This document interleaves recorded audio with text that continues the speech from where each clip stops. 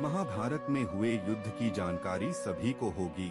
महाभारत में कौरवों और पांडवों के बीच हुए युद्ध के बाद बहुत कुछ ऐसा हुआ जिस वजह से श्री कृष्ण को श्राप मिल और उनका संपूर्ण वंश समाप्त हो गया। कुरुक्षेत्र में महाभारत का युद्ध 18 दिनों तक चला था और इस दौरान 100 कौरव भाइयों समेत कई महारथी वीरगति को प्राप्त हुए थे।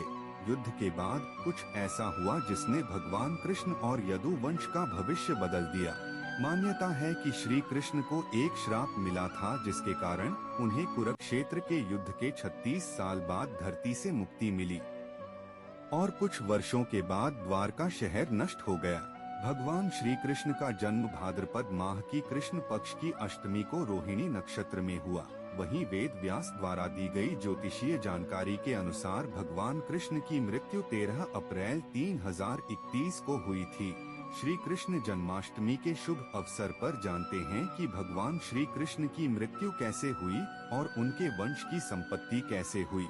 महाभारत के युद्ध के बाद गांधारी अपने पुत्रों की मृत्यु का शोक मना रही थी। गांधारी के अनुसार इस युद्ध के जिम्मेदार श्री कृष्ण थे। उनका मानना था कि यदि श्री कृष्ण चाहते तो ये युद्ध रोका जा सकता था। युद्ध के उपरांत जब भगवान कृष्ण द्वारका लौटने से पूर्व गांधारी से मिलने गए तब गांधारी उन पर बहुत कुपित हुई। उन्होंने क्रोध में आकर श्री कृष्ण को श्राप दिया कि जिस प्रकार कुरुक्षेत्र के युद्ध में कुरु वंश का नाश हुआ वैसे ही श्री कृष्ण के यदुवंश का भी नाश हो जाए। एक दिन द्वारिका में महर्षि विश्वामित्र, कण्व और देवर्षि नारद पधारे। वहाँ पर कुछ युवा आए और उनके साथ परिहास करने लगे। वे परिहास करते समय अपनी मर्यादा तक भूल गए और श्री कृष्ण के पुत्र साम को स्त्री वेश में ऋषियों के पास ले गए और कहा कि ये स्त्री गर्भवती है, इसके गर्भ से क्या उत्पन्न होगा।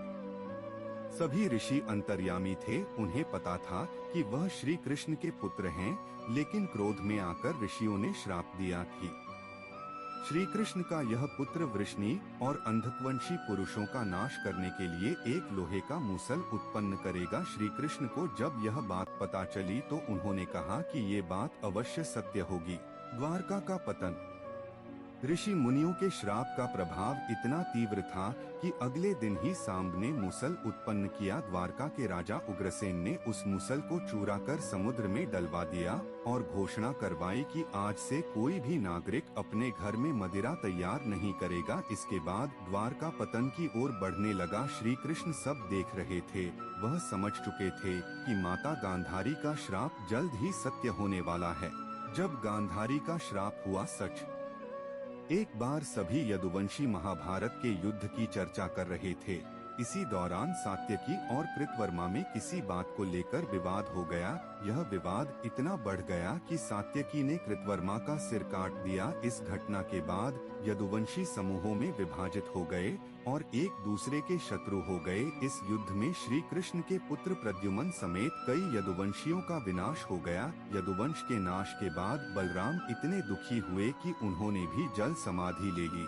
बलदाओं के जल समाधि लेने के बाद श्री कृष्ण जी एक पेड़ के नीचे ध्यान में लीन बैठे थे। उस समय उस क्षेत्र में जरा नाम का बहेलिया आया हुआ था।